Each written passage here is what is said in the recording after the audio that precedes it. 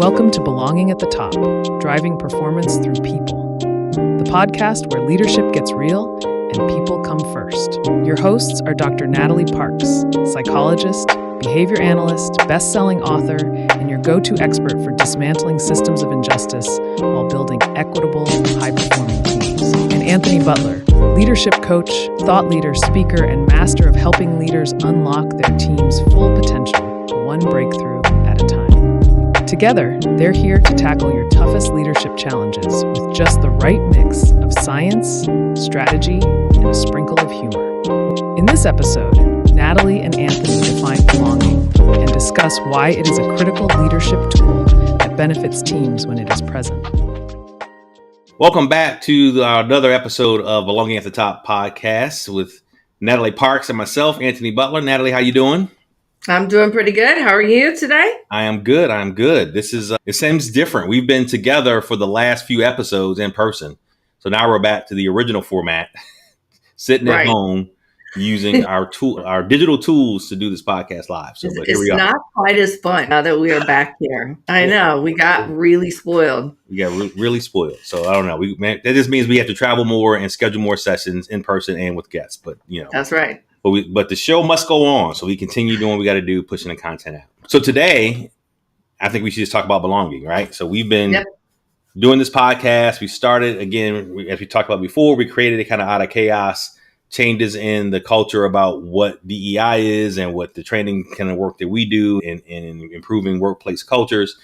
But we never we've never actually focused on an episode that talk just about what belonging is and what we mean by belonging. We've kind of defined it here or there in context in some of our discussions, but we've never had an episode focused on actual belonging. So I think, this is a great time to do it. It'll fit in with, some of the other stuff we've got lined up, but I think this would be a great time to kind of lay out there, especially for people who are listening and who are either new in their leadership journey, they have not done much work in this space, or they've been assigned to it, it's new for them, or they just want to expand their knowledge base that we don't, let's not assume that people know what belonging means. So What does belonging mean as if you were a guest? As if I was a guest. Right. Belonging to me, especially in the organizational context, right? So I think it is important to make sure that we stay within that context. To me, it means that you can show up at work, you feel good about the job that you're doing, and you're able to contribute in the way that you anticipated or the way that the job is lined out, right? So, I get a lot of questions about, various aspects of belonging or things that maybe aren't belonging, and we'll get into that. But I think ultimately, I was hired to do a certain job. I am excited about that job. I am now going to the organization. I feel good about the work that I'm doing. I am supported in the ways that I need to be supported in order to do my best in that job. And for me, as we talked about in other episodes, like what DEI means, and we kind of talked around that a few times as well. But I think for me, belonging is, if I've always looked at them as a progression, that diversity, equity, inclusion, and then belonging was the ultimate goal of what you wanted to reach. And that I think the difference between inclusion and belonging is inclusion is just the act of making sure that people are given the same opportunities. So where diversity is bringing them in, it's a hiring function. It's making sure that you have other people represented. Inclusion is after you're getting them there, they're actually now included in projects, and that you are pushing that along as well. To me, belonging is, and it's also what we talk about psych safety, right? That you have a higher degree of psychological safety is when you have great belonging, right? So there are different types of psychological safety, but what we call challenger psych safety, right? That is the people who feel like, not only do I contribute to the environment where I am, I'm here, I feel like I'm welcomed, I'm invited to teams, I feel like I'm included, but I also have the power, and it's expected of me to contribute my voice, my opinion, to not only to push projects along, but even to voice that opinion about the culture, what I see right, what I see wrong, what I see good, what I see bad, and that I won't be denigrated because I express that opinion. I won't be retaliated against because I express that opinion, and that my opinion is actually valued. I think that's when I talk about belonging in my trainings and with my leaders and in my coaching, it's getting to that point where your team feels like they have that high degree of psychological safety where they feel like they belong to the point where they can challenge the status quo without fear of any repercussion. So when I speak about belonging and creating workspaces that have a high level of belonging, that's the goal that we're getting to. Right. Not everyone will have that same highest level of psychological safety. There'll be varying degrees of psych safety, but you want to have at least some type of psych safety, right? So if there's no psych safety at all, if your employees feel like I just come to work, I watch the clock, I do my job, and I go home, and they don't feel like they want to contribute to the goal of the team, contribute to making it a better place to work, then, and because they don't have that level of comfort, that means they just don't belong. So it's getting, even if it's initially like, hey, I feel like I like coming to work here. I feel like I'm appreciated. To me, that's a basic level of belonging. And then you want to, as you're fostering that as a leader or as a team member in your organization, you're getting people to the point where everybody feels like they're a contributor. Everybody feels like they can challenge the status quo. And that's what, when I say belonging specifically, is what I mean by, those are the types of workspaces that we want to create. Yep. And I think the only thing that I would add to that, and I'm thinking about some of the questions that I get sometimes when we talk about these things, is when you get to the level where everyone or most people are contributing, or I should say everyone is contributing in the way that they want, right? Because we will have some people who don't want to challenge status quo, maybe because they don't feel the need. They agree. Right. You will have some people, hopefully it's the fewer number, but you will have some people that are like, look, I just want to show up, do my job, and go home. I don't necessarily want to do anything extra or whatever.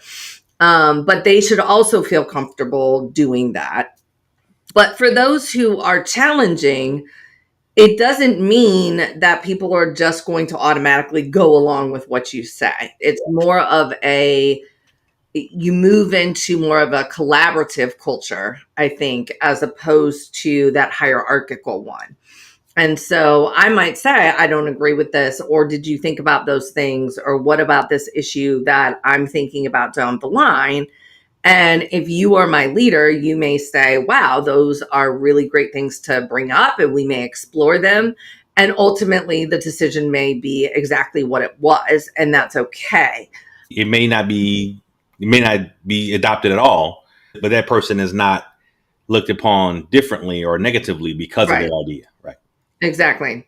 So I think that's, one of the important, I will have leaders sometimes say like, I ask for input and I ask for this, and then people give their input and then they're upset that I don't ultimately go with that decision. And belonging is more figuring out that collaborative nature of, I can consider it, I value it, I'm glad that you brought it up. It does add a layer of perspective and nuance that I need to make the best outcome possible. And yet there are times that we still may not do exactly what it is that you want to do.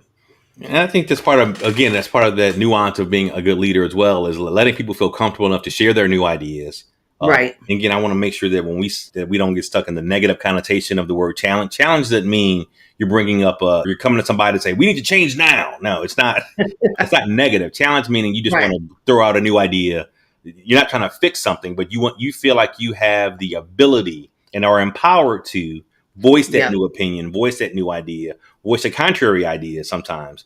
But and that doesn't have to be negative by default. So we want to get away from the standard, when we look at the connotation of the word challenge, is not a negative one in this context. It just means that I feel empowered enough in my space with my team, with my leaders, that I can share a new idea, and that process is welcome.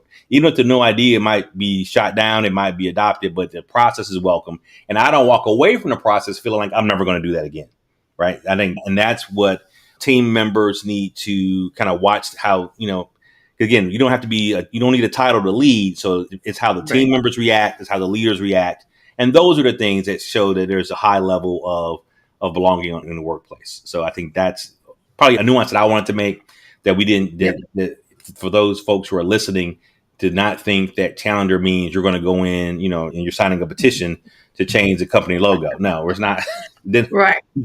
Be all that. You don't have to go on strike to challenge the status quo. Right. Not what we mean, but it's the process and the comfort level of, hey, I have that ability. I am empowered to voice an opinion, bring new ideas, and it's part of the fabric of the team. And that's where we want to say, when we're talking about getting to that high level of belonging in a workspace, that folks feel like they have the ability to do that, as opposed to being hindered in that they can't do it at all because this is not something that the organization or the team leader appreciates or welcomes. So I think that's the nuance when we talk about belonging, is really what it is. Because, it's also, even as leaders, because leaders are team members as well, is that realizing that not all your ideas are going to be adopted. Right. So I think that's a growth thing, I think, for folks, especially with new managers, that, you can have great ideas. You think they're great, because I would hope that you only present your great ideas, but that they're not going to all be adopted. And then that's part of, to your point, a collaboration, right? That if you're going to, if that's how this team is working, and we're really using an approach that's more collaborative, and that people are sharing ideas, not all ideas are going to be part of the final product, but all ideas are welcome. And I think that's that is probably, I think, the true essence of what it means to have a high level of, or belonging, that a belonging exists on your team in the first place. So one of the things that I'm thinking about is, if we can understand what belonging is, how do we get there, and how does diversity, equity, and inclusion kind of fit in? And so you alluded to it. But one of the things, I think in today's climate, diversity has been defined in a way that is somewhat different than the way that I would define it. More. Say more. So diversity is, just at a very basic minimum, it's the differences that exist within a team or within a group, within an organization. The difference is that those differences are not just skin deep, right? It's not just about what genders or races or ages that I have in the room. It's also differences in perspective and levels of employment, years of experience, different strengths and areas of growth.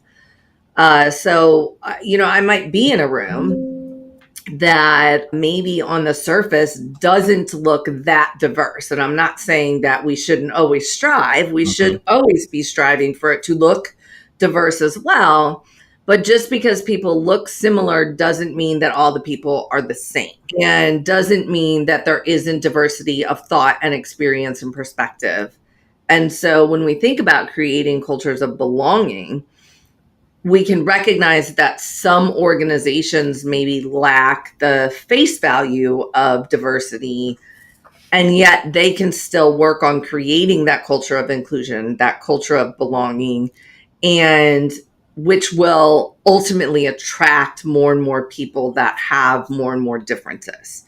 Right. And so I always challenge people to think further than just essentially what we see, what meets the eye in terms of diversity, and understand that, I may look like you and we may not be anything alike at all. Right. Similarly, I may not look like you, and we may be much more similar than what we think. And so if we're only worried about face value, let's get a white woman and a black woman and a black man and a white man and a Latina woman and a Latino man and all of those things.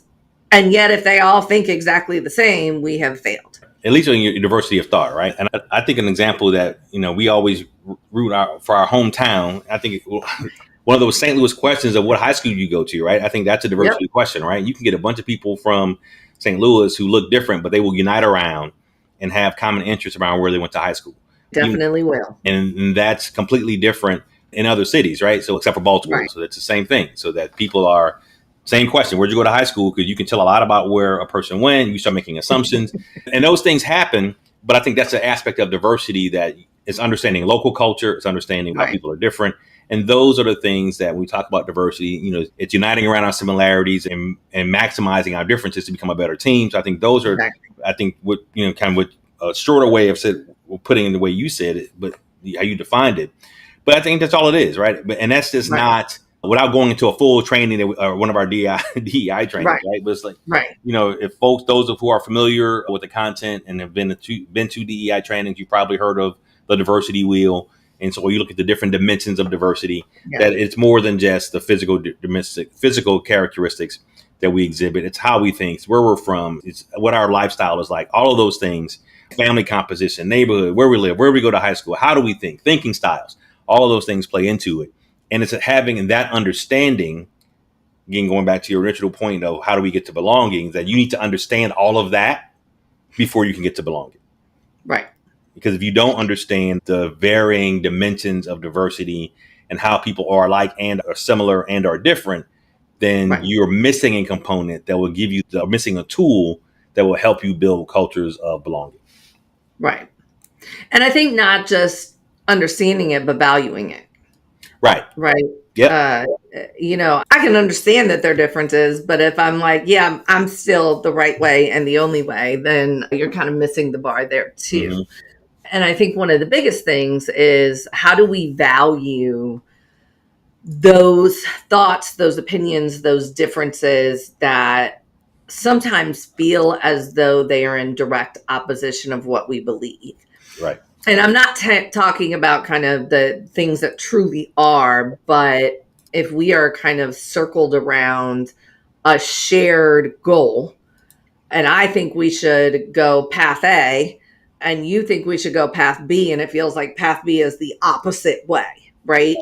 Can I still find value in that? And I think that's probably one of the hardest parts of belonging is I can still learn from you. We can still have that conversation and probably learn from one another and ultimately choose one path or the other or create a whole new path.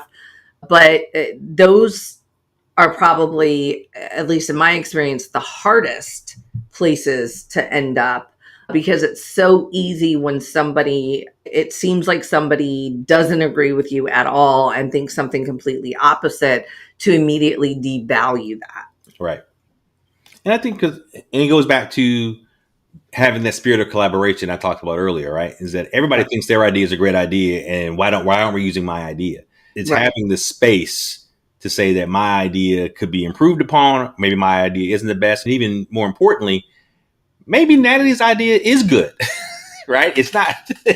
I mean, maybe. Instead of thinking the other person's, right? It's having the skill set and the self-awareness to realize that, all right, then if it's true collaboration, that you have to make space for the other ideas in the room. And I think that's where, again, valuing the diversity of thought, diversity of experience, that is what gets you to that point. So that's, again, how we look at how diversity and inclusion leads into belonging. If you don't value them, you probably, I won't say you won't have a team that has belonging.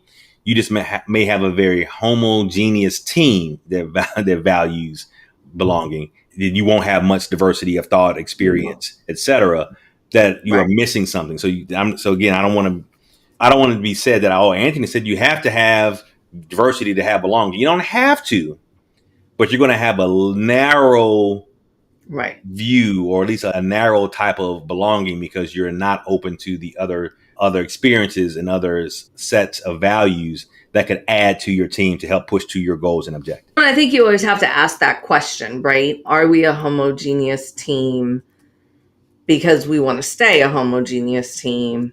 Are we a homogeneous team because maybe this is where we are? Sometimes it's a reflection of larger societal things that are happening. And if we have somebody that doesn't fit the same profile of what we have, then what? Right. And if the then what is you're coming in and you are immediately part of the team and able to challenge and question and offer ideas and all of that, then you truly do have a place of belonging. Right. Otherwise, it's maybe something else that maybe we'll talk about in a later episode. Maybe, possibly. A little maybe. There. So I think, we didn't touch on as much kind of equity and inclusion. The way that I think about them are just, they are additional tools to get us to belonging. Right. Again, in the workplace, very simply put, and not to make this a full training, but equity is more about understanding that maybe in a team meeting, people want to participate different. One of the things that I work with a lot of teams is recognizing there are some people in the room who have amazing ideas that they want to offer, but speaking in front of a group of 20 or 10, or even just that immediate in front of you, is harder, or it evokes some sort of anxiety. And so is there another pathway that we are providing? Can they send you an email or a text during the meeting, or can you write things down and turn them in as kind of, we're all going to do silent thoughts and read them out loud. And so then they're not necessarily called out. Right. So that's kind of where that equity component comes in. It's just like, what pathways are we allowing, and do we recognize that the typical pathways don't always allow everyone to participate? Yeah. I call it access, right? It's what access do you have, right? You can invite me to the party or invite me to the team, but if I have nowhere to get there, right? If it's across town, or if it takes you, a 10-minute walk, but for me, it's a 45-minute commute, the access is different. So it may not be as equitable depending on what the opportunities are and how they're presented. So that's how I look at equity that way, is what level of access does the team have similar alternate pathways, right? They're going to give them the access to get there, to actually be in the team and feel that level of belonging, and to have that high level of the spirit of collaboration that they want to actually do it, because now they don't have to jump through hoops and hurdles to get there, or that it's something that, to your point, like learned a long time ago, that you can't manage everybody the same way, that you can't reward people the same way, right? Everybody didn't want to be called out to the stage, given applause, name in front of the group.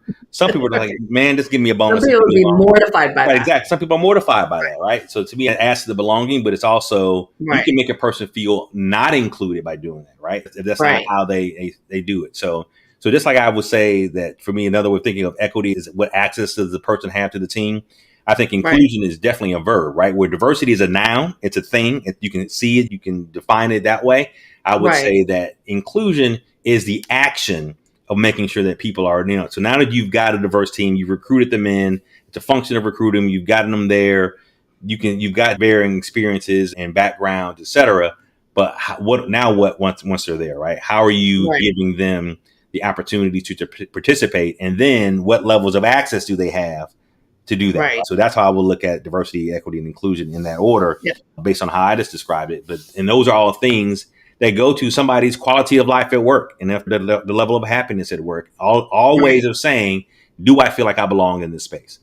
And I think of the sayings that comes to mind that I've heard so many say kind of in this space is that diversity is being invited to the dance and inclusion is being asked to the dance. But if we add on that belonging is actually dancing in your own style and people celebrating that. And not laughing at you, right? Right. Not laughing at you. They might even join in. Not like when I do. If it's a line dance, though, I'm not doing it. And I don't need any more boots on the ground. So I just don't. You don't have your fan? No. Do not. I have an electric fan that I can borrow from my daughters, but I am not waving a fan. But anyway, but I like that analogy, though, right?